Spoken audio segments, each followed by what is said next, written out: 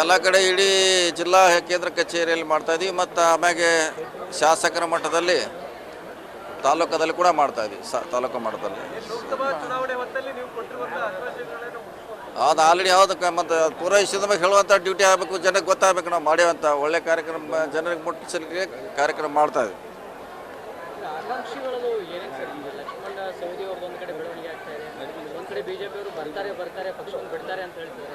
ಯಾರು ಯಾರು ಯಾರು ಯಾರು ಬಿಡೋಲ್ಲ, ಅವ್ರು ಹೇಳ್ತಾರೆ ಬಿಡೋಲ್ಲ. ಅವರು ಶಾಸಕರಿದ್ದಾರೆ, ಸೊ ಎಲ್ಲಿ ಹೋಗೋಲ್ಲ, ಇದ್ದಾರೆ ನಮ್ಮ ಪಕ್ಷದಲ್ಲಿ ಇದ್ದಾರೆ. ಪಕ್ಷದ ಪರವಾಗಿ ನಿನ್ನೆವರೆಗೂ ಮಾತಾಡಿದ್ದಾರೆ, ನಿಮ್ಮ ಮುಂದೆ ಮಾತಾಡಿದ್ದಾರೆ. ಮತ್ತೆ ಹೇಳಬೇಕಾರೆ ಜಗದೀಶ್ ಶೆಟ್ಟರ್ ಕೇಸ್ ಬೇರೆ ಬೇರೆ ಕೇಸ್, ಒಂದೊಂದು ಕೇಸ್ ಒಂದು ಹೋಲಿಸ್ಲಿಕ್ಕೆ ಆಗೋಲ್ಲ. ಅವ್ರ ಕೇಸ್ ಬೇರೆ, ಇವ್ರ ಕೇಸ್ ಬೇರೆ, ಕೇಸ್ ಪೇಪರ್ ಬೇರೆ ಬೇರೆ ಇರ್ತವೆ. ಡಾಕ್ಟರ್ ಕಡೆ ಒಂದೇ ಥರ ಇರೋಲ್ಲ. ಇನ್ನೂ ಟೈಮ್ ಇದೆ, ಏನು ಅರ್ಜೆಂಟ್ ಏನಿದೆ, ಇನ್ನೂ ಟೈಮ್ ಇದೆ, ಇನ್ನೂ ಅವಕಾಶ ಇದೆ. ಒಳ್ಳೆಯವ್ರಿಗೂ ಸಿಗುವಂಥ ಅವಕಾಶ ಇದ್ದೇ ಇದೆ, ಇಲ್ಲ ಯಾರು ಒಳ್ಳೆಯವ್ರಿಗೆ ಸಾಮರ್ಥ್ಯ ಇದೆ, ಒಳ್ಳೆ ಕೆಲಸ ಮಾಡಿದ್ದಾರೆ, ಸಿಗುವಂಥ ಅವಕಾಶಗಳು ಮುಂದಿನ ಕಾಲದಲ್ಲಿ ಇದೆ, ಇಲ್ಲ ಅಂತ ಹೇಳೋಕ್ಕಾಗಲ್ಲ.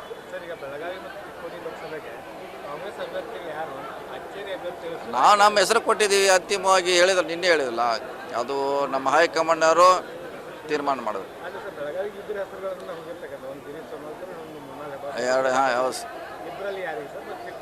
ಇಬ್ಬರಲ್ಲಿ ಯಾರಂತ ಹೈಕಮಾಂಡ್ ಮಾಡಬೇಕಲ್ಲ, ನಮ್ಮದು ವಿಷಯ ನಾವು ಹೇಳಿದ್ದೀವಿ, ಯಾರಂತ ಹೈಕಮಾಂಡ್ ಹೇಳಬೇಕು.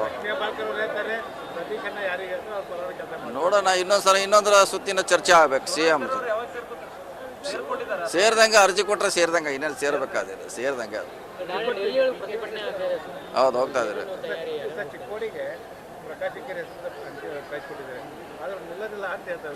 ಪ್ರಕಾಶ್ ಹುಕ್ಕೇರಿ ಯಾವಾಗ ನಿಲ್ಲಲ್ಲ ಅಂತಾರೆ, ನಿಲ್ತಾನದಾಗ ನಿಲ್ಲಲ್ಲ ಅವರು. ಅದನ್ನ ಡಿ ಕೋರ್ಟ್ ನಮಗೆ ಗೊತ್ತಿದೆ,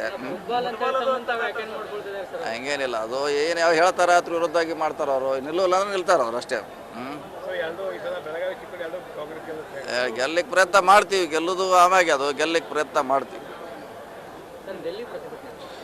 ಅದೆಲ್ಲ ಅಲ್ಲಿ ಬೆಂಗಳೂರಿನಲ್ಲಿ CM DCM ತಯಾರಿ ಮಾಡಿದ್ದಾರೆ. ಯಾವ ನಮಗೆಷ್ಟು ಟ್ಯಾಕ್ಸ್ ಬರಬೇಕು, ಮತ್ತು ಬರಗಾಲ ಪರಿಹಾರ ಕೊಟ್ಟಿಲ್ಲ, ಅಂಕಿಅಂಶ ಅವ್ರ ಕಡೆ ಇದೆ. ನಾವು ಕೂಡ ನಾಳೆ ಹೋಗ್ತಾ ಇದ್ದೀವಿ ಡೆಲ್ಲಿಗೆ, ಎಲ್ಲ ಶಾಸಕರು ಕೂಡ ಹೋಗ್ತಾ ಇದ್ದೀವಿ.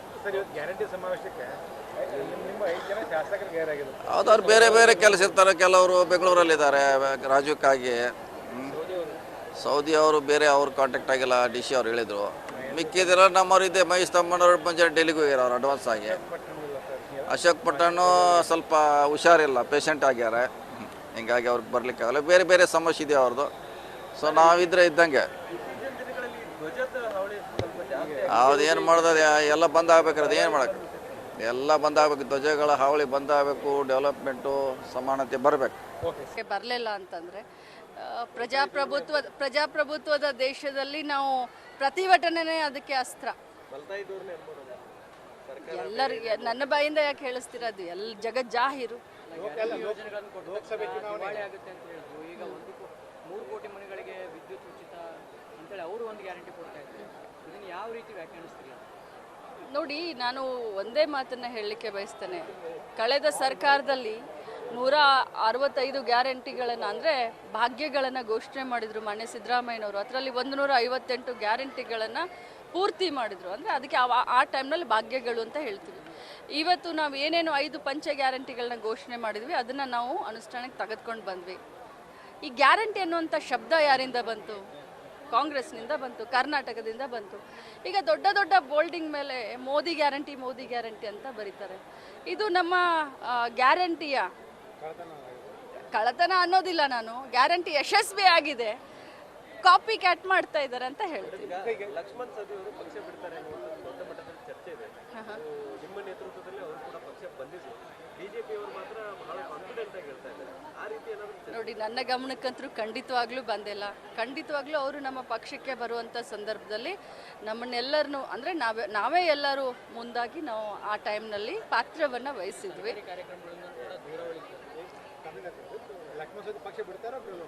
ಬಿಡೋದಿಲ್ಲ. ಹೈಕಮಾಂಡ್ ಯಾರಿಗೆ ಟಿಕೆಟ್ ಕೊಡುತ್ತೋ, ಮೃಣಾಲ್ ಹೆಬ್ಬಾಳ್ಕರ್ ಕೂಡ ಒಬ್ಬ ಆಕಾಂಕ್ಷಿ. ಯಾರಿಗೆ ಟಿಕೆಟ್ ಕೊಡುತ್ತೋ ಅವ್ರಿಗೆ ನಾವು ಸಹಾಯ ಮಾಡ್ತೀವಿ ಮತ್ತು ಅವ್ರನ್ನ ಗೆಲ್ಲಿಸ್ತೀವಿ. ಮೃಣಾಲ್ ಹೆಬ್ಬಾಳ್ಕರ್ ಪರವಾಗಿ ಕ್ಷೇತ್ರದ ಜನ ಅಭಿಮಾನಿಗಳೆಲ್ಲ ಒತ್ತಡ ಆಗ್ತಾ ಇದ್ದಾರೆ. ಆದರೆ ಲಕ್ಷ್ಮೀ ಹೆಬ್ಬಾಳ್ಕರ್ ಯಾಕೋ ಮೌನ ವಹಿಸ್ತಾ ಇದ್ದಾರೆ. ಅಭಿಮಾನ ಜನರ ಅಭಿಮಾನಕ್ಕೆ ನಾನು ಕೃತಜ್ಞತೆಯನ್ನು ಸಲ್ಲಿಸ್ತೀನಿ. ಅಭಿಮಾನ ರಾಜಕಾರಣಿಗಳಿಗೆ ಬಹಳಷ್ಟು ಅವಶ್ಯಕತೆ. ಆದರೆ ನಮ್ಮ ಪಕ್ಷ ಹೈಕಮಾಂಡ್ ಸಿದ್ಧಾಂತವನ್ನು, ಅಂದರೆ ಹೈಕಮಾಂಡ್ ಯಾರಿಗೆ ಇದನ್ನು ಮಾಡ್ತಾರೆ ನಾವು ಅವ್ರಿಗೆ ಮಾಡಬೇಕಾಗುತ್ತೆ. ಹೆಬ್ಬಾಳ್ಕರ್ ಅವರು ಸಚಿವೆಯಾಗಿ ಹೊರತುಪಡಿಸಿ ಕೂಡ ಒಬ್ಬ ತಾಯಿಯಾಗಿ ಟಿಕೆಟ್ ಕೇಳಬಹುದಾ? ನಾನು ಹೈಕಮಾಂಡ್ ಹೇಳಿದ ಹಾಗೆ ಕೇಳ್ತೀನಿ. ಒಬ್ಬ ತಾಯಿಯಾಗಿ ಒಬ್ಬ ಅಕ್ಕ ಆಗಿ ಅನ್ನೋದಕ್ಕಿಂತ ಪಕ್ಷದ ಶಿಸ್ತಿನ ಸಿಪಾಯಿಯಾಗಿ ಹೈಕಮಾಂಡ್ ನಿರ್ಧಾರ ನಮ್ಮ ನಿರ್ಧಾರ. ಗ್ಯಾರಂಟಿ ಯೋಜನೆಗಳ ಕಾರ್ಯಕ್ರಮ ಎಲ್ಲ ಕಡೆ ಕಾರ್ಯಕ್ರಮ ಆಗ್ತದೆ. ಎಲ್ಲ ಕಡೆ ಇಡೀ ಜಿಲ್ಲಾ ಕೇಂದ್ರ ಕಚೇರಿಯಲ್ಲಿ ಮಾಡ್ತಾ ಇದೀವಿ ಮತ್ತು ಆಮ್ಯಾಗೆ ಶಾಸಕರ ಮಟ್ಟದಲ್ಲಿ ತಾಲೂಕದಲ್ಲಿ ಕೂಡ ಮಾಡ್ತಾ ಇದೀವಿ. ತಾಲೂಕು ಮಟ್ಟದಲ್ಲಿ ಲೋಕಸಭಾ ಚುನಾವಣೆ ಹೊತ್ತಲ್ಲಿ ನೀವು ಕೊಟ್ಟಿರುವಂತಹ ಆಶ್ವಾಸನೆಗಳನ್ನು ಅದು ಆಲ್ರೆಡಿ ಯಾವುದಕ್ಕೆ ಮತ್ತು ಪೂರೈಸಿದ ಮೇಲೆ ಹೇಳುವಂಥ ಡ್ಯೂಟಿ ಆಗಬೇಕು, ಜನಕ್ಕೆ ಗೊತ್ತಾಗಬೇಕು ನಾವು ಮಾಡುವಂಥ ಒಳ್ಳೆ ಕಾರ್ಯಕ್ರಮ ಜನರಿಗೆ ಮುಟ್ಟಿಸಲಿಕ್ಕೆ ಕಾರ್ಯಕ್ರಮ ಮಾಡ್ತಾ ಇದ್ದೀವಿ.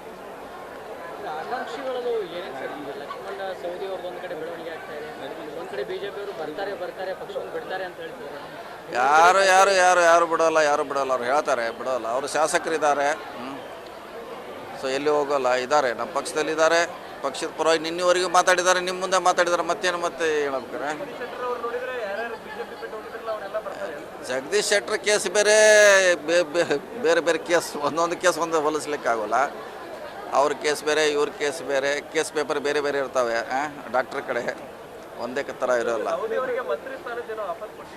ಇನ್ನೂ ಟೈಮ್ ಇದೆ, ಏನು ಅರ್ಜೆಂಟ್ ಏನಿದೆ, ಇನ್ನೂ ಟೈಮ್ ಇದೆ,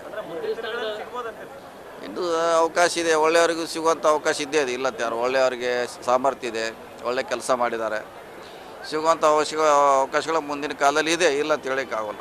ಸರ್, ಈಗ ಬೆಳಗಾವಿ ಮತ್ತು ಚಿಕ್ಕೋಡಿ ಲೋಕಸಭೆಗೆ ಕಾಂಗ್ರೆಸ್ ಅಭ್ಯರ್ಥಿಗಳು ಯಾರು ಅಚ್ಚೇರಿ ಅಭ್ಯರ್ಥಿಗಳು? ನಾವು ನಮ್ಮ ಹೆಸರು ಕೊಟ್ಟಿದ್ದೀವಿ, ಅಂತಿಮವಾಗಿ ನಿನ್ನೆ ಹೇಳಿದಿಲ್ಲ, ಅದು ನಮ್ಮ ಹೈಕಮಾಂಡವರು ತೀರ್ಮಾನ ಮಾಡೋದು. ಆದರೆ ಸರ್, ಬೆಳಗಾವಿಗೆ ಇಬ್ಬರು ಹೆಸರುಗಳನ್ನು ಹೋಗಿರ್ತಕ್ಕಂಥ ಒಂದು ಗಿರೀಶ್ ಸಮಾಲ್ಕರ್, ಒಂದು ಮೃಣಾಲ್ ಹೆಬ್ಬಾಳ್ಕರ್, ಇಬ್ಬರಲ್ಲಿ ಯಾರಿಗೆ ಸರ್? ಮತ್ತು ಚಿಕ್ಕೋಡಿಯಿಂದ ಇಬ್ಬರಲ್ಲಿ ಯಾರಂತ ಹೈಕಮಾಂಡ್ ಮಾಡಬೇಕಲ್ಲ. ನಮ್ಮದು ವಿಷಯ ನಾವು ಹೇಳಿದ್ದೀವಿ, ಯಾರಂತ ಹೈಕಮಾಂಡ್ ಹೇಳಬೇಕು. ಲಕ್ಷ್ಮೀ ಹೆಬ್ಬಾಳ್ಕರ್ ಅವರು ಹೇಳ್ತಾರೆ ಸತೀಶನ್ನ ಯಾರಿಗೆ ಹೇಳ್ತಾರೆ ಅವ್ರ ಪರವಾಗಿ ಕೆಲಸ ಮಾಡ್ತಾರೆ. ನೋಡೋಣ, ಇನ್ನೊಂದರ ಸುತ್ತಿನ ಚರ್ಚೆ ಆಗಬೇಕು. CM ಸೇರಿದಂಗೆ ಅರ್ಜಿ ಕೊಟ್ಟರೆ ಸೇರಿದಂಗೆ, ಇನ್ನೇನು ಸೇರ್ಬೇಕಾದ್ರೆ ಸೇರಿದಂಗೆ ಅದು. ಪ್ರತಿಭಟನೆ ಆಗ್ತಾ ಇದೆ ಸರ್. ಹೌದು, ಹೋಗ್ತಾ ಇದ್ದಾರೆ. ಸರ್, ಚಿಕ್ಕೋಡಿಗೆ ಪ್ರಕಾಶ್ ಹುಕ್ಕೇರಿ ಹೆಸರು ಕಳಿಸ್ಕೊಟ್ಟಿದ್ದಾರೆ, ಆದರೆ ನಿಲ್ಲೋದಿಲ್ಲ ಅಂತ ಹೇಳ್ತಾ ಇದ್ದಾರೆ. ಪ್ರಕಾಶ್ ಹುಕ್ಕೇರಿ ಯಾವಾಗ ನಿಲ್ಲಲ್ಲ ಅಂತಾರೆ, ನಿಲ್ತಾನದಾಗ ನಿಲ್ಲಲ್ಲ. ಅವರು ಅದನ್ನ ಡಿ-ಕೋಡ್ ನಮಗೆ ಗೊತ್ತಿದೆ. ಫುಟ್ಬಾಲ್ ಅಂತ ತಮ್ಮಂತ ವ್ಯಾಖ್ಯಾನ ಮಾಡ್ಕೊಳ್ತಿದ್ದಾರೆ ಸರ್. ಹಂಗೇನಿಲ್ಲ, ಅದು ಏನು ಯಾವ ಹೇಳ್ತಾರೆ ಅದ್ರ ವಿರುದ್ಧಾಗಿ ಮಾಡ್ತಾರೆ. ಅವರು ನಿಲ್ಲಲ್ಲ ಅಂದ್ರೆ ನಿಲ್ತಾರೆ ಅವ್ರು ಅಷ್ಟೇ. ಸೊ ಎರಡು ಈ ಸಲ ಬೆಳಗಾವಿ ಚಿಕ್ಕೋಡಿ ಎರಡು ಕಾಂಗ್ರೆಸ್ ಗೆಲ್ಲುತ್ತೆ. ಗೆಲ್ಲಕ್ಕೆ ಪ್ರಯತ್ನ ಮಾಡ್ತೀವಿ, ಗೆಲ್ಲೋದು ಆಮ್ಯಾಗೆ ಅದು ಗೆಲ್ಲಕ್ಕೆ ಪ್ರಯತ್ನ ಮಾಡ್ತೀವಿ. ಸರ್, ಡೆಲ್ಲಿ ಪ್ರತಿಭಟನೆ ಅದೆಲ್ಲ ಅಲ್ಲಿ ಬೆಂಗಳೂರಿನಲ್ಲಿ CM DCM ತಯಾರಿ ಮಾಡಿದ್ದಾರೆ. ಯಾವ ನಮಗೆಷ್ಟು ಟ್ಯಾಕ್ಸ್ ಬರಬೇಕು, ಮತ್ತು ಬರಗಾಲ ಪರಿಹಾರ ಕೊಟ್ಟಿಲ್ಲ, ಅಂಕಿಅಂಶ ಅವ್ರ ಕಡೆ ಇದೆ. ನಾವು ಕೂಡ ನಾಳೆ ಹೋಗ್ತಾ ಇದ್ದೀವಿ ಡೆಲ್ಲಿಗೆ, ಎಲ್ಲ ಶಾಸಕರು ಕೂಡ ಹೋಗ್ತಾ ಇದ್ದೀವಿ. ಸರ್, ಇವತ್ತು ಗ್ಯಾರಂಟಿ ಸಮಾವೇಶಕ್ಕೆ ನಿಮ್ಮ 5 ಜನ ಶಾಸಕರು ಗೈರಾಗಿದ್ದಾರೆ. ಹೌದು, ಅವ್ರು ಬೇರೆ ಕೆಲಸ ಇರ್ತಾರೆ. ಕೆಲವರು ಬೆಂಗಳೂರಲ್ಲಿದ್ದಾರೆ ರಾಜ್ಯಕ್ಕಾಗಿ. ಸೌದಿ ಅವರು ಬೇರೆ ಅವ್ರು ಕಾಂಟ್ಯಾಕ್ಟ್ ಆಗಿಲ್ಲ, DC ಅವ್ರು ಹೇಳಿದರು.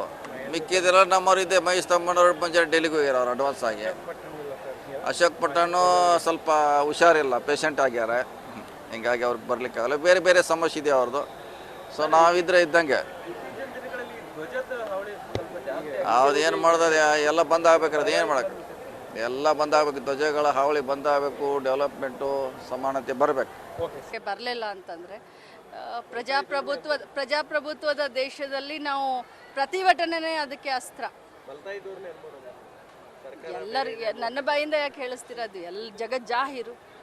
ಯೋಜನೆಗಳನ್ನು ಕೊಟ್ಟು ದಿವಾಳಿ ಆಗುತ್ತೆ ಅಂತ ಹೇಳಿದ್ರು. ಈಗ 3 ಕೋಟಿ ಮನೆಗಳಿಗೆ ವಿದ್ಯುತ್ ಉಚಿತ ಅಂತೇಳಿ ಅವರು ಒಂದು ಗ್ಯಾರಂಟಿ ಕೊಡ್ತಾ ಇದ್ದಾರೆ.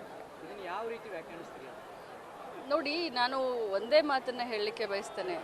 ಕಳೆದ ಸರ್ಕಾರದಲ್ಲಿ 165 ಗ್ಯಾರಂಟಿಗಳನ್ನು, ಅಂದರೆ ಭಾಗ್ಯಗಳನ್ನು ಘೋಷಣೆ ಮಾಡಿದರು ಮಾನ್ಯ ಸಿದ್ದರಾಮಯ್ಯನವರು. ಅದರಲ್ಲಿ 158 ಗ್ಯಾರಂಟಿಗಳನ್ನು ಪೂರ್ತಿ ಮಾಡಿದರು. ಅಂದರೆ ಅದಕ್ಕೆ ಆ ಟೈಮ್ನಲ್ಲಿ ಭಾಗ್ಯಗಳು ಅಂತ ಹೇಳ್ತೀವಿ. ಇವತ್ತು ನಾವು ಏನೇನು 5 ಪಂಚ ಗ್ಯಾರಂಟಿಗಳನ್ನ ಘೋಷಣೆ ಮಾಡಿದ್ವಿ, ಅದನ್ನು ನಾವು ಅನುಷ್ಠಾನಕ್ಕೆ ತೆಗೆದುಕೊಂಡು ಬಂದ್ವಿ. ಈ ಗ್ಯಾರಂಟಿ ಅನ್ನುವಂಥ ಶಬ್ದ ಯಾರಿಂದ ಬಂತು? ಕಾಂಗ್ರೆಸ್ನಿಂದ ಬಂತು, ಕರ್ನಾಟಕದಿಂದ ಬಂತು. ಈಗ ದೊಡ್ಡ ಬೋಲ್ಡಿಂಗ್ ಮೇಲೆ ಮೋದಿ ಗ್ಯಾರಂಟಿ ಅಂತ ಬರೀತಾರೆ. ಇದು ನಮ್ಮ ಗ್ಯಾರಂಟಿಯ ಕಳ್ಳತನ ಅನ್ನೋದಿಲ್ಲ. ನಾನು ಗ್ಯಾರಂಟಿ ಯಶಸ್ವಿ ಆಗಿದೆ. ಕಾಪಿ ಕ್ಯಾಟ್ ಮಾಡ್ತಾ ಇದ್ದಾರೆ ಅಂತ ಹೇಳ್ತೀನಿ. ಈಗ ಲಕ್ಷ್ಮಣ್ ಸವದಿ ಅವರು ಪಕ್ಷ ಬಿಡ್ತಾರೆ ಅನ್ನುವಂಥದ್ದು ದೊಡ್ಡ ಮಟ್ಟದಲ್ಲಿ ಚರ್ಚೆ ಇದೆ. ನಿಮ್ಮ ನೇತೃತ್ವದಲ್ಲಿ ಅವರು ಕೂಡ ಪಕ್ಷ ಬಂದಿದ್ರು. ಬಿಜೆಪಿ ಅವರು ಮಾತ್ರ ಬಹಳ ಕಾನ್ಫಿಡೆಂಟ್ ಆಗಿ ಹೇಳ್ತಾ ಇದ್ದಾರೆ. ಆ ರೀತಿ ಏನಾದರೂ ನೋಡಿ, ನನ್ನ ಗಮನಕ್ಕಂತೂ ಖಂಡಿತವಾಗ್ಲೂ ಬಂದಿಲ್ಲ. ಖಂಡಿತವಾಗ್ಲೂ ಅವರು ನಮ್ಮ ಪಕ್ಷಕ್ಕೆ ಬರುವಂಥ ಸಂದರ್ಭದಲ್ಲಿ ನಮ್ಮನ್ನೆಲ್ಲರನ್ನೂ ಅಂದರೆ ನಾವೇ ಎಲ್ಲರೂ ಮುಂದಾಗಿ ನಾವು ಆ ಟೈಮ್ನಲ್ಲಿ ಪಾತ್ರವನ್ನು ವಹಿಸಿದ್ವಿ. ಲಕ್ಷ್ಮಣ ಸವದಿ ಪಕ್ಷ ಬಿಡ್ತಾರೋ ಬಿಡೋದಿಲ್ಲ. ಬಿಡೋದು. ಲೋಕಸಭೆ ಚುನಾವಣೆ ಮೃಣಾಲ್ ಹೆಬ್ಬಾಳ್ಕರ್ ಸ್ಪರ್ಧೆ ಮಾಡ್ತಾರೆ. ಹೈಕಮಾಂಡ್ ಯಾರಿಗೆ ಟಿಕೆಟ್ ಕೊಡುತ್ತೋ, ಮೃಣಾಲ್ ಹೆಬ್ಬಾಳ್ಕರ್ ಕೂಡ ಒಬ್ಬ ಆಕಾಂಕ್ಷಿ, ಯಾರಿಗೆ ಟಿಕೆಟ್ ಕೊಡುತ್ತೋ ಅವ್ರಿಗೆ ನಾವು ಸಹಾಯ ಮಾಡ್ತೀವಿ ಮತ್ತು ಅವ್ರನ್ನ ಗೆಲ್ಲಿಸ್ತೀವಿ. ಅಲ್ಲ, ಮೃಣಾಲ್ ಹೆಬ್ಬಾಳ್ಕರ್ ಪರವಾಗಿ ಕ್ಷೇತ್ರದ ಜನ ಅಭಿಮಾನಿಗಳೆಲ್ಲ ಒತ್ತಡ ಆಗ್ತಾ ಇದ್ದಾರೆ. ಆದರೆ ಲಕ್ಷ್ಮೀ ಹೆಬ್ಬಾಳ್ಕರ್ ಯಾಕೋ ಮೌನ ವಹಿಸ್ತಾ ಇದ್ದಾರೆ. ಅಭಿಮಾನ, ಜನರ ಅಭಿಮಾನಕ್ಕೆ ನಾನು ಕೃತಜ್ಞತೆಯನ್ನು ಸಲ್ಲಿಸ್ತೀನಿ. ಅಭಿಮಾನ ರಾಜಕಾರಣಿಗಳಿಗೆ ಬಹಳಷ್ಟು ಅವಶ್ಯಕತೆ. ಆದರೆ ನಮ್ಮ ಪಕ್ಷ ಹೈಕಮಾಂಡ್ ಸಿದ್ಧಾಂತವನ್ನು ಅಂದರೆ ಹೈಕಮಾಂಡ್ ಯಾರಿಗೆ ಇದನ್ನು ಮಾಡ್ತಾರೆ ನಾವು ಅವ್ರಿಗೆ ಮಾಡಬೇಕಾಗುತ್ತೆ. ಹೆಬ್ಬಾಳ್ಕರ್ ಅವರು ಸಚಿವೆಯಾಗಿ ಹೊರತುಪಡಿಸಿ ಕೂಡ ಒಬ್ಬ ತಾಯಿಯಾಗಿ ಟಿಕೆಟ್ ಕೇಳಬಹುದಾ? ನಾನು ಹೈಕಮಾಂಡ್ ಹೇಳಿದ ಹಾಗೆ ಕೇಳ್ತೀನಿ. ಒಬ್ಬ ತಾಯಿಯಾಗಿ, ಒಬ್ಬ ಅಕ್ಕ ಆಗಿ ಅನ್ನೋದಕ್ಕಿಂತ ಪಕ್ಷದ ಶಿಸ್ತಿನ ಸಿಪಾಯಿಯಾಗಿ ಹೈಕಮಾಂಡ್ ನಿರ್ಧಾರ ನಮ್ಮ ನಿರ್ಧಾರ.